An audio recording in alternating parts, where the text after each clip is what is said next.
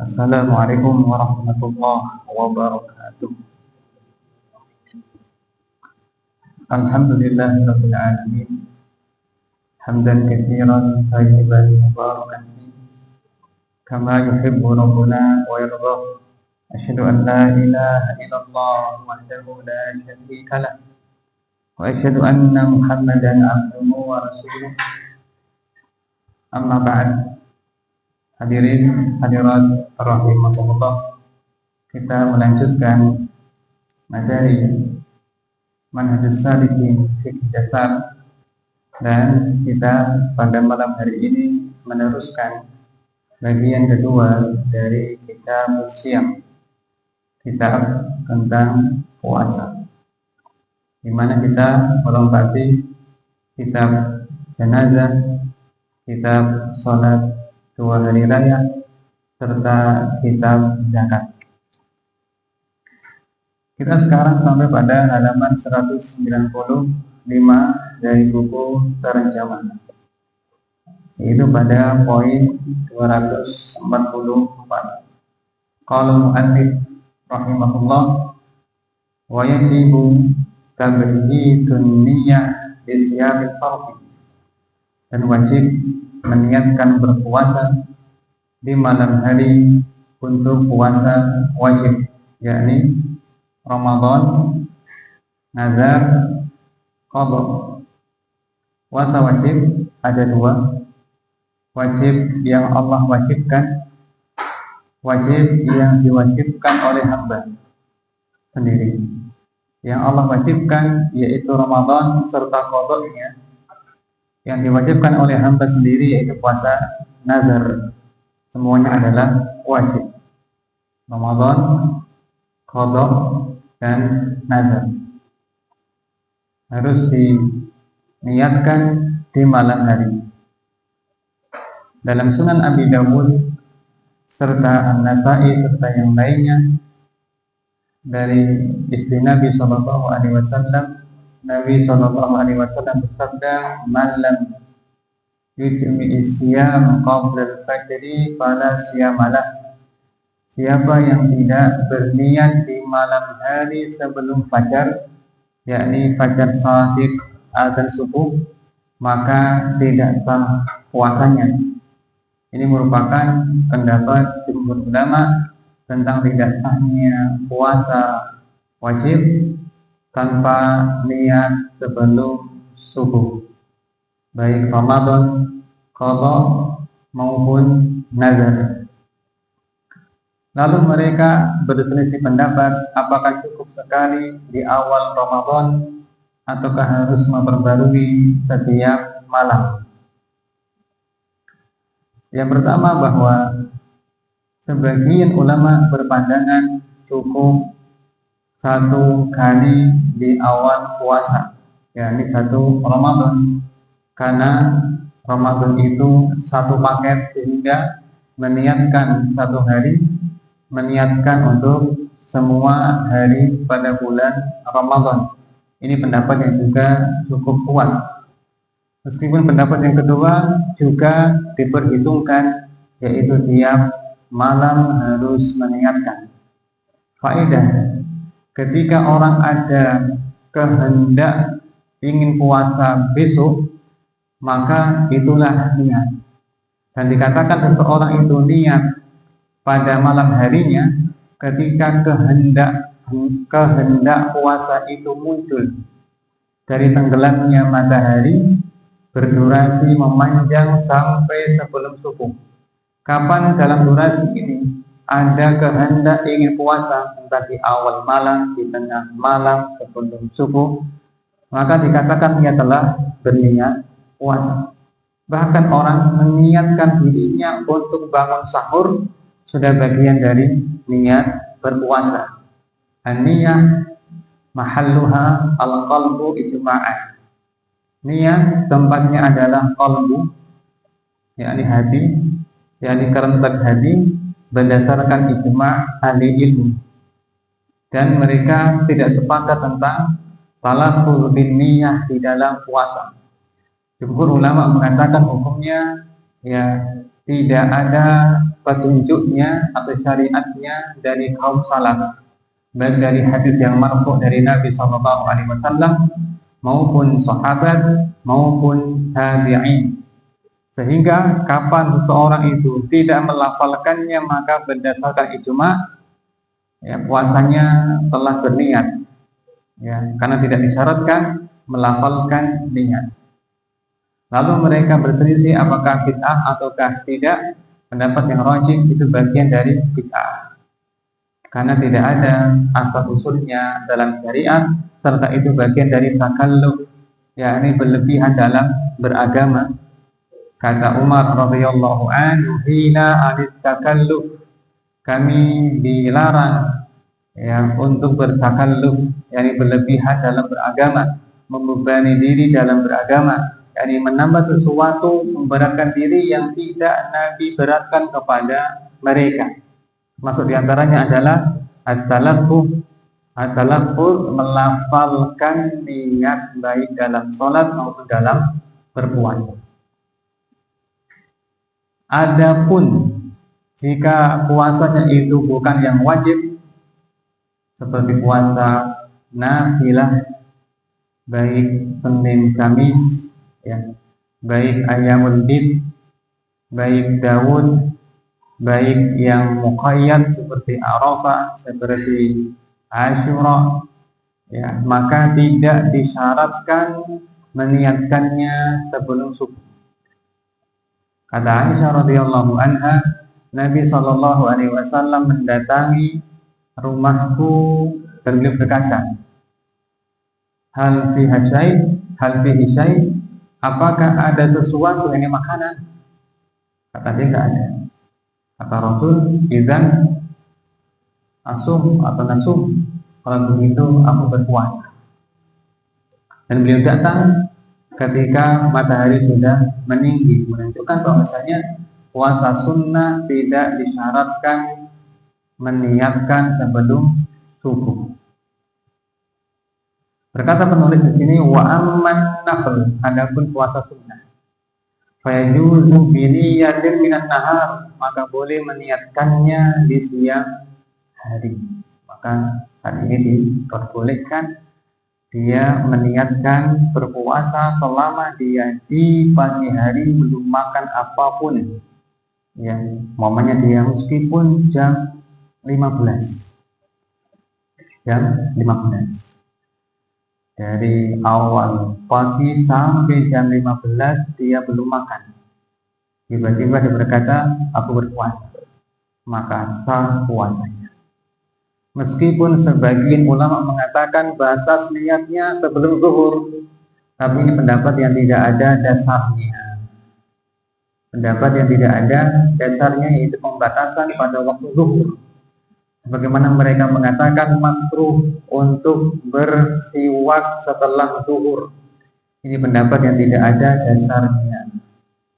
Kata An-Nawawi, yang rajih adalah bolehnya bersiwak ketika berpuasa, dikosong gigi mamanya, baik sebelum zuhur maupun setelah zuhur. Nah,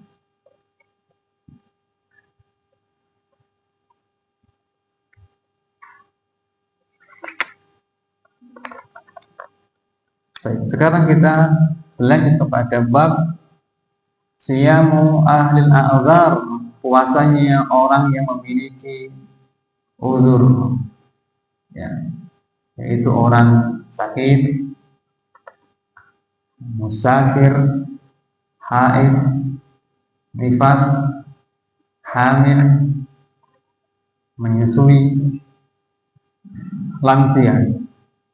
Ini orang-orang yang punya uzur, sakit, safar, hamil, menyusui, lansia.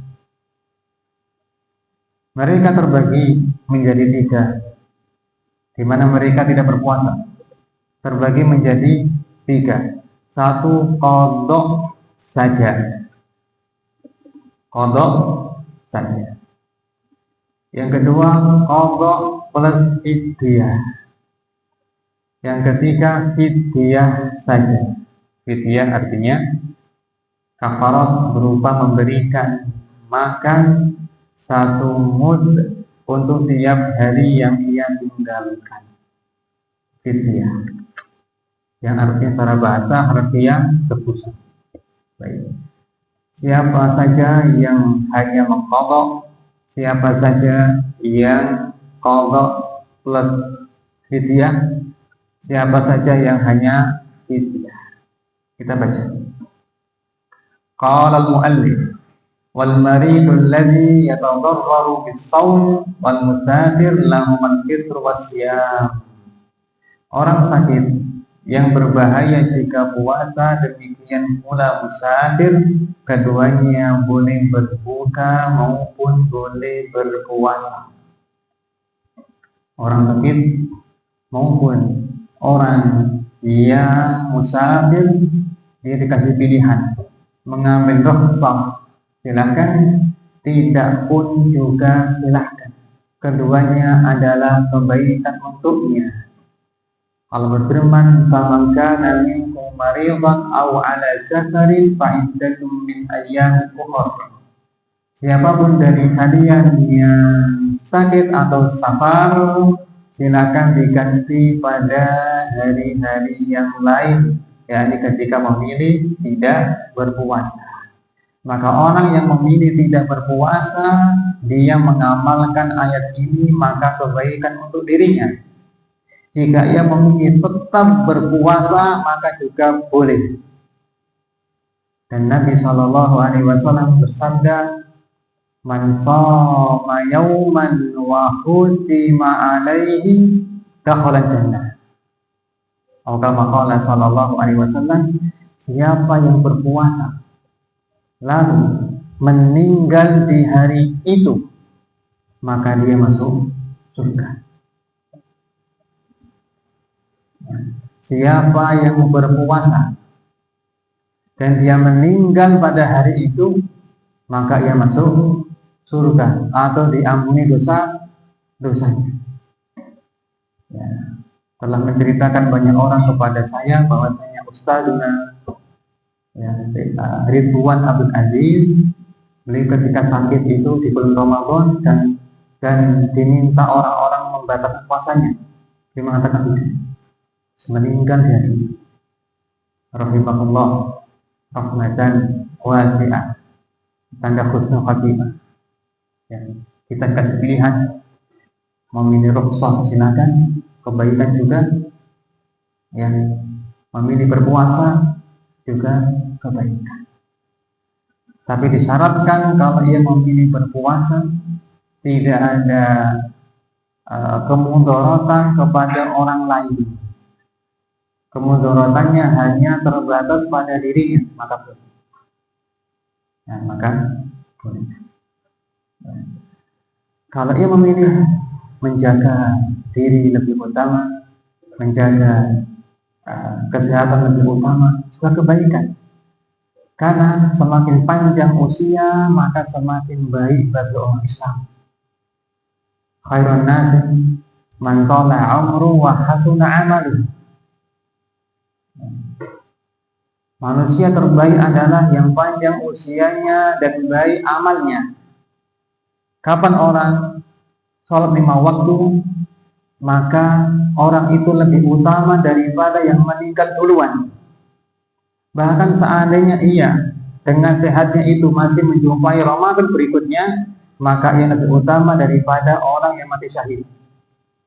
Dalam hadis Talha bin Ubaidillah yang masyhur diceritakan dalam Ramadan oleh para khatib mubalik bahwa Talha bin Ubaidillah bermimpi tentang 2 orang yang masuk Islam bersama, lalu salah seorang di antara mereka mati syahid, sementara yang lainnya masih hidup sekian bulan atau hari dan masih menjumpai Ramadan. Keduanya meninggal akhirnya.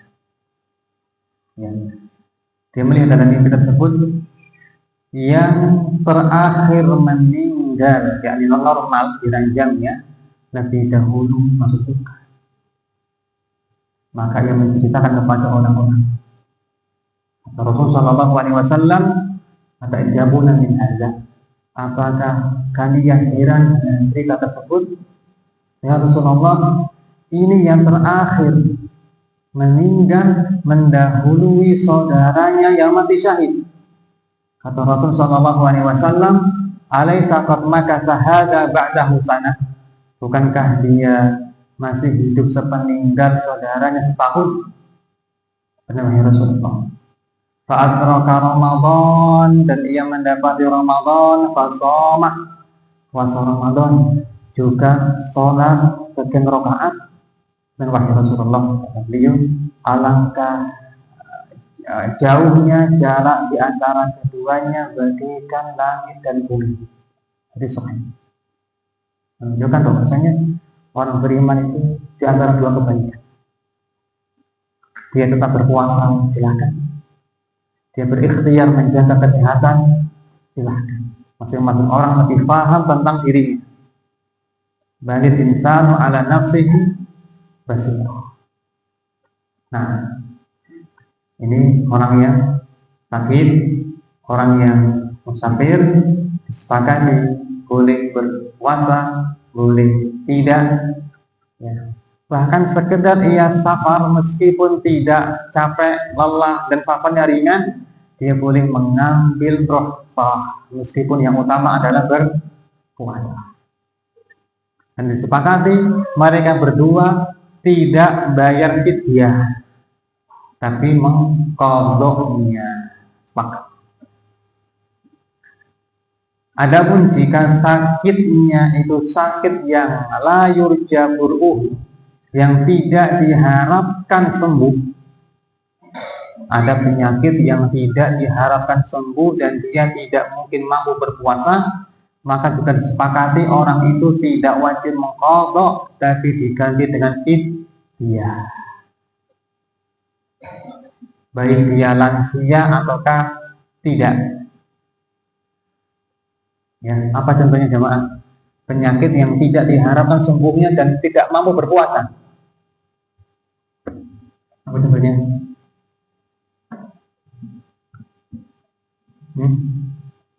Harus sendiri ya. Berikutnya wal haid wan nufasa.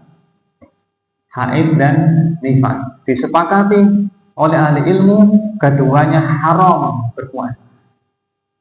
Andaikan berpuasa sementara ia sadar, mengerti, maka tidak sah puasanya serta berdosa.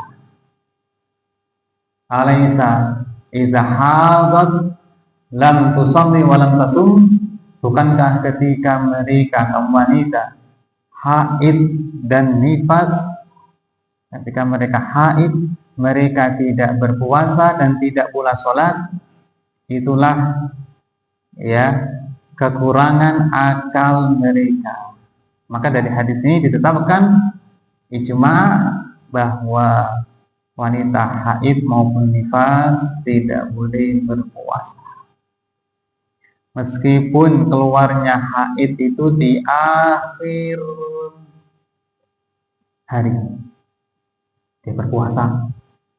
Ternyata jam 5 sore keluar darah haidnya, maka dia batal puasanya. Harus mengganti pada hari yang lain. Ya, dia boleh makan dan dia mengganti pada hari yang lain. Seandainya dia memilih tetap tidak makan sampai maghrib demi menghormati Ramadan, maka silahkan. Ya. Kata penulis, wal haidu wan nufasa yahrumu alaihi masyam wa alaihi al-qada. Haid dan nifas haram keduanya berpuasa dan wajib atas keduanya qada. Hadis tentang nifas itu tidak ada. Yang ada hadis tentang haid atau haid. Tetapi nifas dikiaskan dengan haid karena sama-sama keluarnya darah yang tidak normal bagi wanita, yaitu darah kebiasaan atau darah kelahiran. Ini dua darah ya yang keluar dari wanita. Ya. darah haid, darah nifas. Yang ketiga, darah yang tidak menghalang puasa, ini darah istihadah. Berikutnya, setelah sakit, musafir, ya, haid, nifas, berikutnya adalah hamil wal murdi. Wanita yang hamil dan menyusui. Kata penulis, idza khafata ala waladaihi ma aqtarata wa qadata. Apabila keduanya mengkhawatirkan atas kedua janinnya atau anaknya, ya, hamil mengkhawatirkan janinnya, menyusui mengkhawatirkan anaknya, bayinya, maka kedua model orang tersebut hamil murdi, ya, aftarona, berbuka dan mengqadha wa amata, serta plus membayar fidyah an kulli yaumin miskinan, setiap hari seorang miskin. Kalau kita cek ucapan ini, dan ini merupakan pendapat dari Hanafilah serta Syafi'i. Gampangannya gini, gampangannya 4 mazhab sepakat wanita haid, wanita hamil, ya, menyusui, bumil dan bunsui, ibu hamil, menyusui, sepakat jika dia tidak berpuasa karena mengkhawatirkan dirinya, hanya qadha. Ini sepakat teman-teman. Hanafi, Maliki, Syafi'i, Hambali. Baik. Jika dia plus mengkhawatirkan babynya, janinnya, contoh dokter bilang, ibu kalau berpuasa nanti ada masalah pada ASI yang berakibat pada bayi, maka dia khawatir. Nah, maka ditambah plus fidyah. Kenapa fidyah? Untuk mengganti ketidakpuasaannya dari janinnya tersebut. Jelas?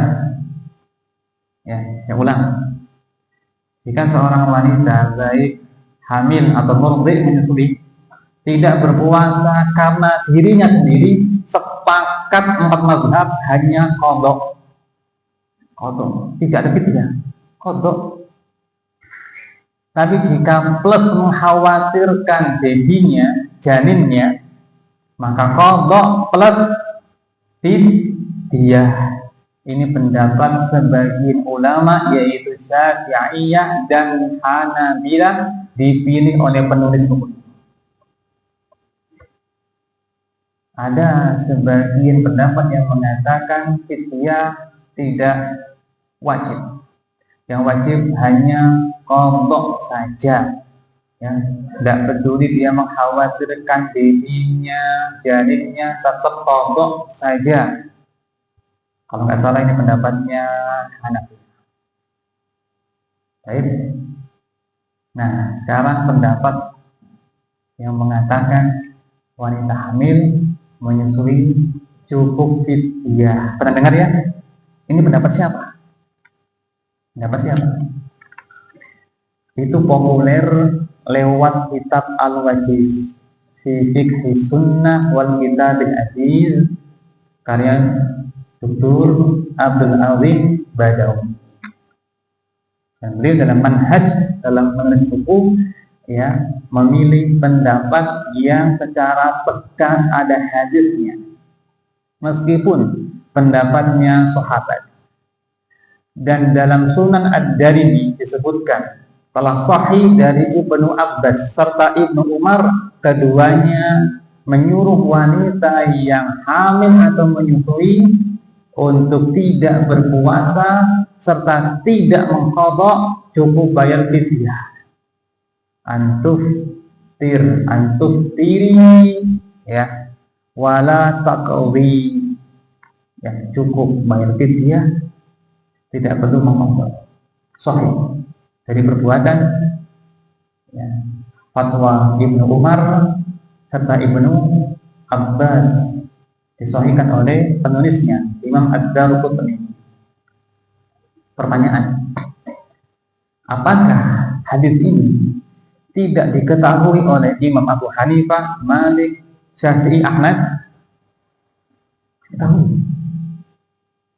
Kenapa mereka tetap berpandangan tidak fidyah, qadha saja? Mungkin mereka mengatakan itu mungkin pendapatnya sebagian sahabat, sementara mereka yakni para a'immah mengambil hukum yang umum. Karena pada asalnya wanita itu berpuasa, wanita sakit, wanita menyusui dan wanita hamil itu disamakan dengan orang yang sakit. Kapan orang itu sakit dan dia kelak sembuh, maka wajib mengqadha'nya. Ancamannya berat. Kata Rasul Shallallahu Alaihi Wasallam yang kemarin kita sampaikan hadis Ibnu Khuzaimah dan Sahih. Aku melewati beberapa orang yang digantung ke atas, yang di kepala di bawah, digantung lewat kakinya, yakni urat besarnya itu di betisnya digantung dari atas, sementara mulutnya robek. Wa asdaquhum tasilu daman, dan mulutnya mengalir darah segar. Siapakah mereka? Kata Rasul Shallallahu Alaihi Wasallam, ulaika alladzina yuftiruna qabla tahillati shaumihim. Mereka adalah orang-orang yang berbuka sebelum waktu halalnya.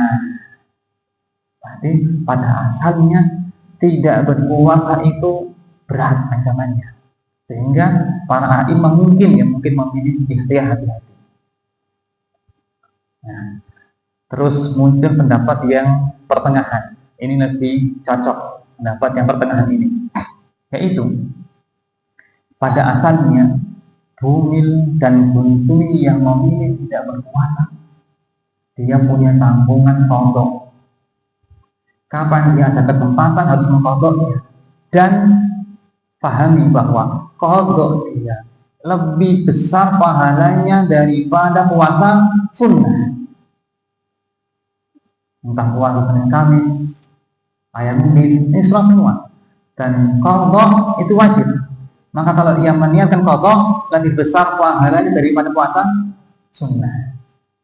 Namun jika seorang wanita itu tidak mampu berpuasa karena mungkin hamil, menyusui, terus hamil lagi, menyusui lagi, hamil lagi, maka ketika seperti itu kondisinya tidak memungkinkan dan berat jika nanti dikumpulkan 5 tahun qadha, wah berat.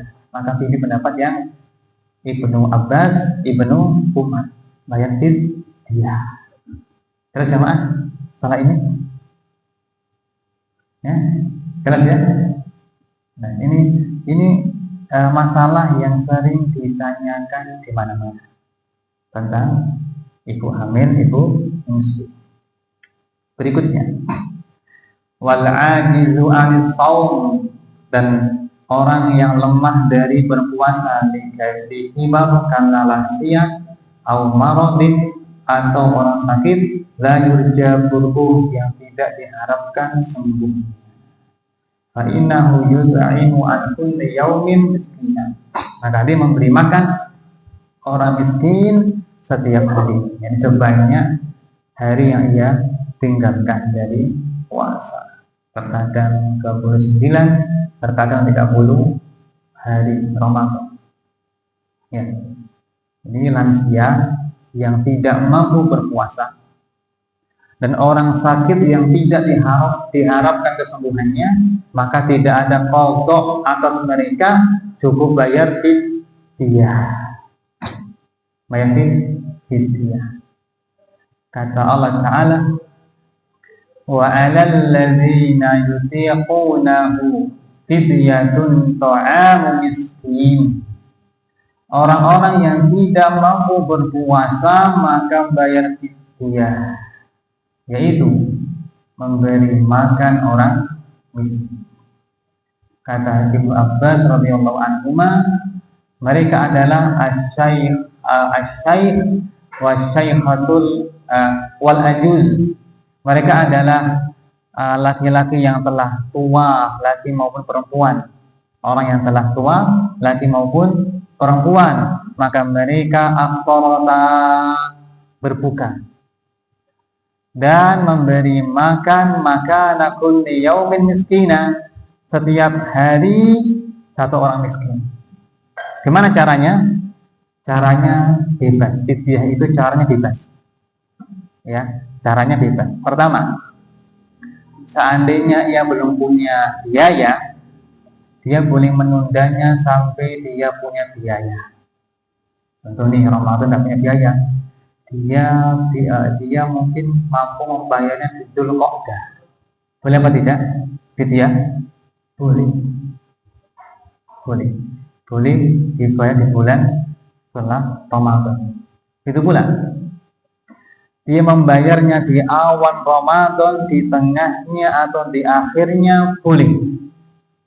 Seperti yang dikatakan oleh jumhur ulama, dikuatkan oleh Shalih Fauzan dan Ibn Baz rahimahullah.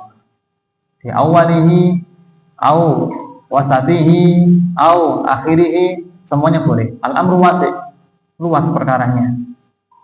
Boleh pula sekali, ya, di akhir bulan, seperti Anas, ya, kata Thabit Al-Bunani, Anas ketika sudah tua maka tidak berpuasa, dan beliau di akhir Ramadan mengundang 30 orang dan dia kenyangkan semuanya. Atau tiap hari dicicil, atau tiap satu orang miskin sampai akhir bulan. Perkaranya adalah longgar, mana yang paling mudah maka itu silakan dilakukan. Kalau mengatakan mana yang paling utama, ya, yang paling utama secara waktu adalah yaitu di akhir Ramadan, karena itu waktu di mana dia melakukan pelanggaran tidak berpuasa di akhirnya, ya. Yang kedua, dari sisi orang miskinnya, kapan dia sangat membutuhkannya maka saat itu lebih utama. Tentu, ya, saat hari ke-13, contoh ya, dia mendapati ada 30 orang kelaparan dari fakir miskin, maka dia mengawalkan 30 bungkus di hari itu lebih utama, karena adanya hajat. Meskipun dia, ya kan, belum melanggar di hari ke-14 dan seterusnya.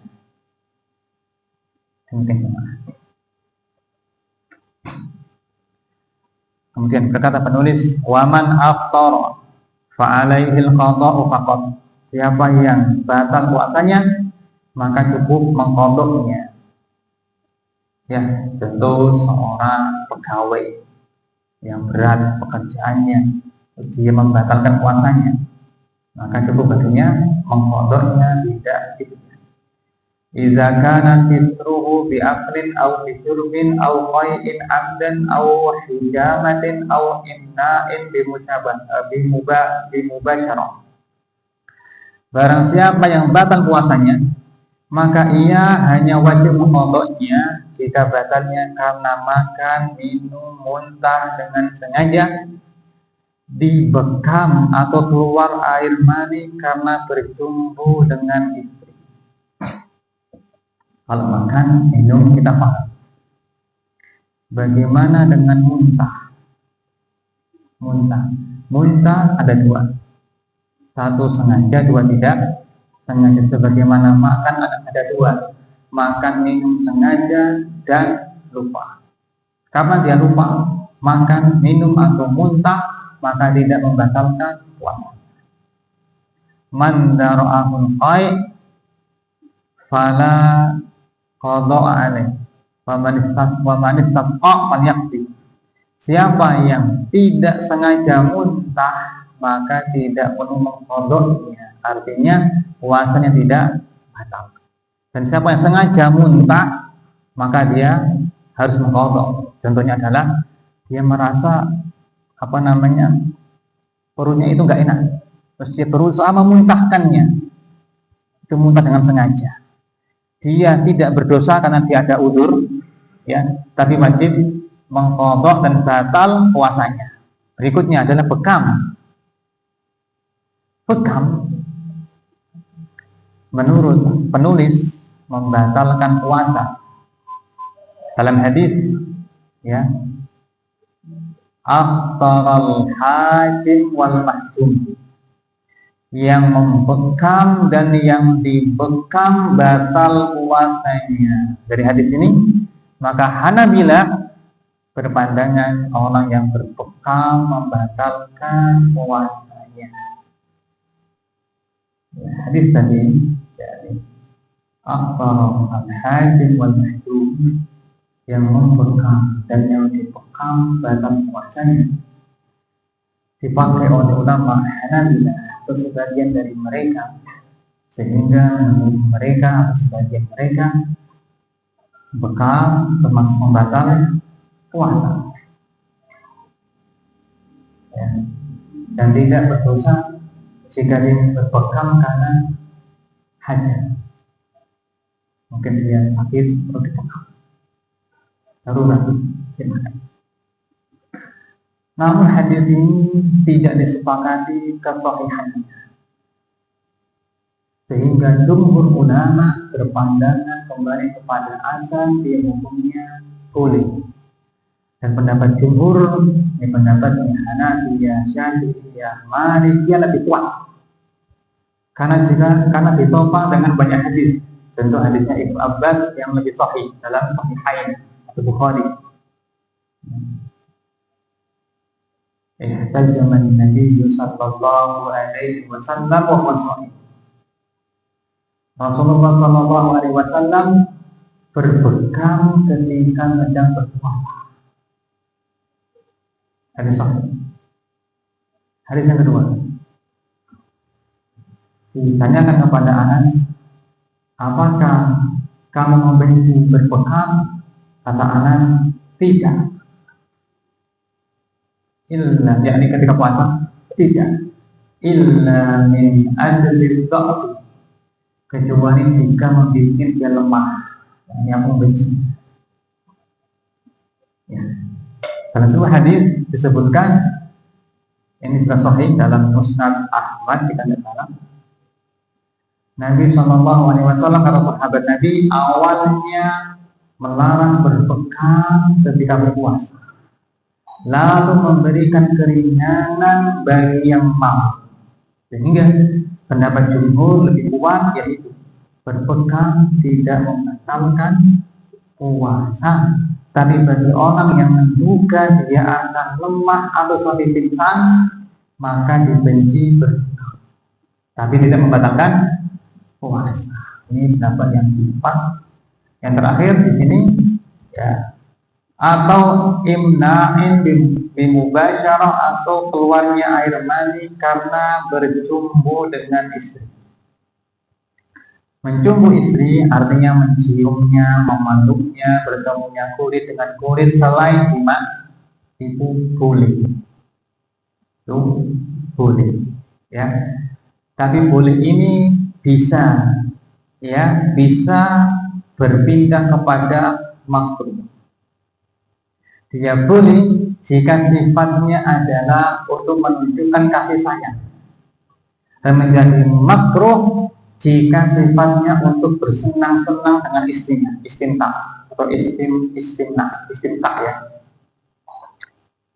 Contoh yang pertama, pamitan mau kerja, mencium istrinya, maka ini untuk kasih sayang, mubah. Contoh bersenang-senang, pengantin baru, ya, maka ini makruh. Kenapa? Karena bisa mengantarkan kepada hubungan badan. Jika ternyata keluar air maninya, maka dia wajib mengkodok. Kata Aisyah radhiyallahu anha, kana Rasulullah sallallahu alaihi wasallam yubashiru wa yuqabbilu ba'da azwajihi wa wasaim. Rasul sallallahu alaihi wasallam pernah mencium, mencumbui, yakni sebagian istrinya ketika beliau sedang berpuasa. Kata Aisyah, wa kana amlakakum bi'irbi, tapi beliau adalah orang yang paling bisa menahan syahwatnya dari kalian. Maka disimpulkan kalau pengantin baru maka makruh, karena mereka tidak sanggup menahan syahwat. Nah, Allahu Akbar. Sekarang pertanyaan di sini. Ada yang bertanya, sebelum dapat hidayah mengikuti sunnah, Maulana tidak pernah sholat 5 waktu dan puasa Ramadan. Apa yang dilakukan Maulana untuk menebus kesalahannya? Syukran, barakallahu fikum. Ini berlaku untuk semua kasus. Ya, diingat. Dosa ada 2. 1, antara dia dengan Allah saja, seperti meninggalkan sholat, meninggalkan puasa. Yang kedua, ya, antara dirinya dengan hamba makhluk. Contoh, ya, dosa mencuri, dosa membunuh, dosa riba, seterusnya, riba, pajak, sebagainya. Ya. Maka semua dosa ini, ya, kapan orang itu menyesal telah melakukannya karena Allah, itulah taubat. Kapan dalam hatinya ada perasaan menyesal, dorongannya karena Allah mengharamkannya, maka itulah taubat. Ya. Kata Rasul Shallallahu Alaihi Wasallam, at-taubatu an-nadam. Taubat adalah menyesal. Syaratnya apa? Menyesal karena Allah, bukan karena selainnya. Contoh. Ya. Seandainya saya dulu berpuasa, pasti sekarang sehat. Menyesal. Maka kita katakan Anda menyesalnya karena kesehatan. Kapan orang menyesalnya karena Allah? Karena Allah mengharamkannya. Itulah taubat. Dan seringkali orang itu, ya, ketika menyesal yang shadiq, yang tulus, dia berhenti dan berusaha tidak mengulanginya. Ya. Jika dosanya hanya antara dia dengan Allah, maka tuntas. Allah maafkan. Bahkan mengganti dosa masa lalu dengan pahala. Ulaika alladzina yubaddilullahu sayyi'atihim hasanat wa kana Allahu ghafurur rahim. Mereka lah orang-orang yang Allah ganti keburukannya dengan kebaikan. Allah Maha Pengampun dan Maha Penyayang. Dua tafsir. Tafsir yang pertama adalah, maksudnya adalah Allah mengganti keburukan mereka dengan amal saleh berupa taubat. Karena taubat adalah amal saleh yang pahalanya banyak. Makna yang kedua, dosa-dosa kecilnya Allah hapus dan diganti dengan pahala. Besar-besarnya diganti. Ini bonus bagi orang yang bertaubat. Tapi jika dosanya berkaitan dengan anak Adam, Allah ampuni, tapi digantung. Nanti disempurnakan pengampunan Allah jika dia mengembalikan haknya, entah di dunia, entah di akhirat. Maka usahakan kita sebelum mati, tangan kita terbebas dari haknya makhluk.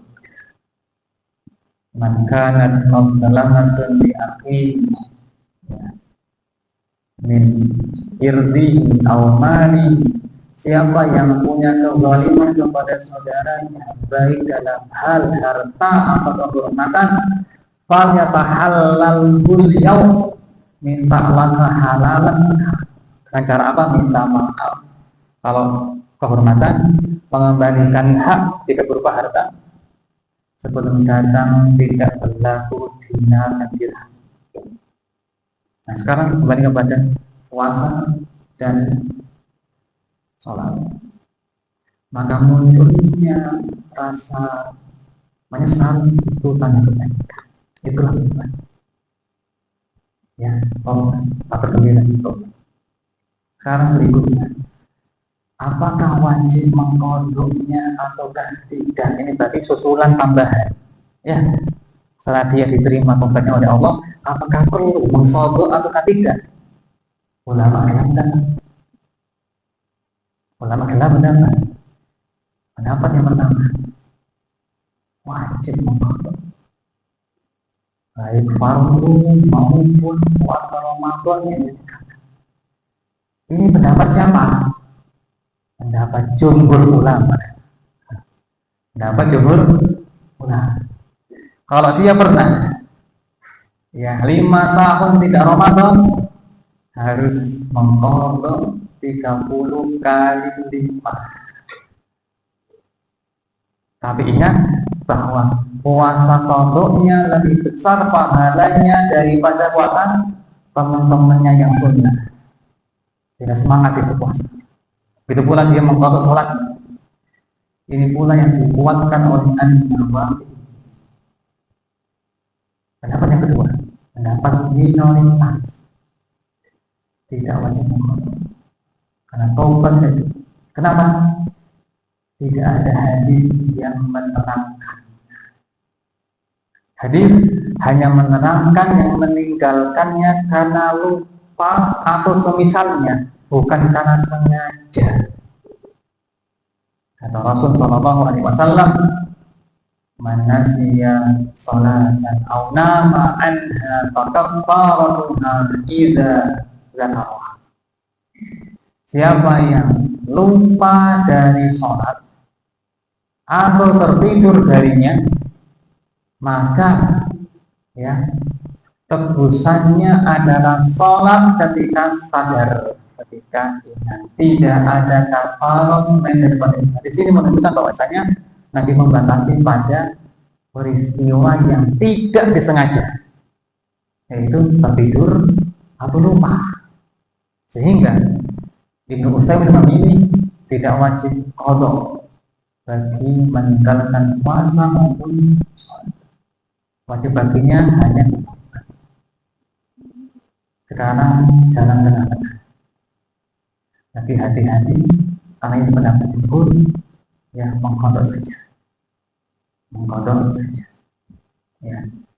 Jadi dia caranya contoh ya umpamanya dia meninggalkan sholat selama 5 tahun, maka selama 5 tahun ini dia sholat double,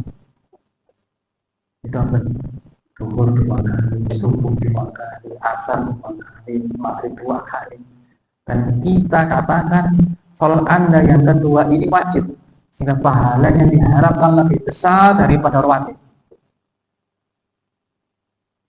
Ya, tapi tidak diingkari yang memiliki pendapat cukup tertentu. Tidak ada qadha ya Allah Ta'ala. Jelas ya? Nah, akan jika ada pertanyaan.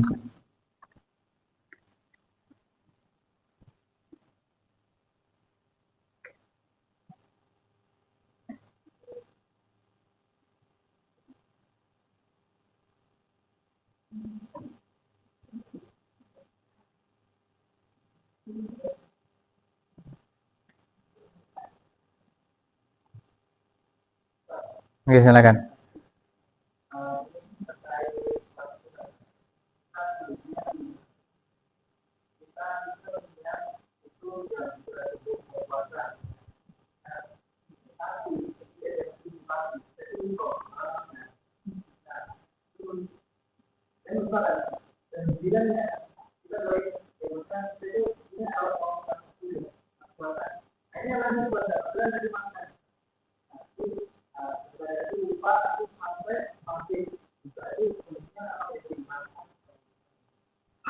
Baik.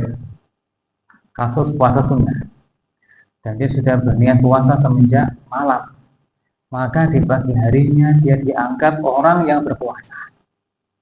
Kenapa? Dia sudah meniatkan di malam harinya sebelum subuh, maka pagi harinya dia teranggap sebagai orang yang sedang berpuasa, yang lupa makan dan minum. Itu bonus dari Allah, rezeki dari Allah, jangan ditolak. Kata Nabi Shallallahu Alaihi Wasallam, "Man nasiya fa'akala aw syariba wa huwa sha'im falyutimma shaumah fa inna ma am'amahu Allah wa saqam." Siapa yang lupa hingga makan dan minum sementara ia sedang berpuasa, maka sempurnakan puasanya, karena Allah sedang memberinya makan dan minum yang sedekah dari Allah. Baik, selesai. Teruskan puasanya sampai maghrib dan isya. Pertanyaan: jika keluarganya paham ini anak sedang berpuasa, tapi makan lupa, apakah diingatkan ataukah dibiarkan makannya ini?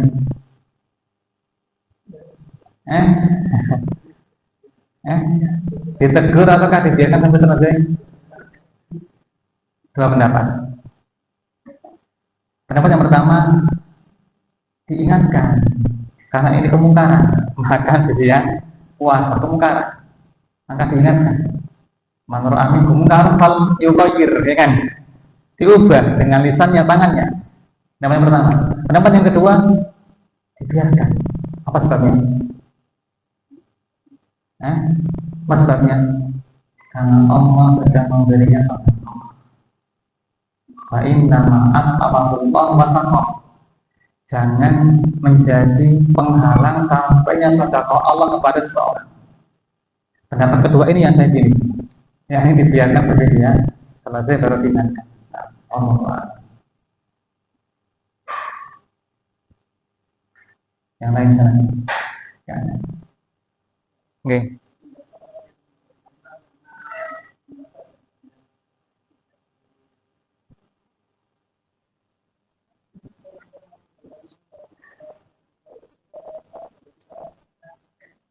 Apa coba?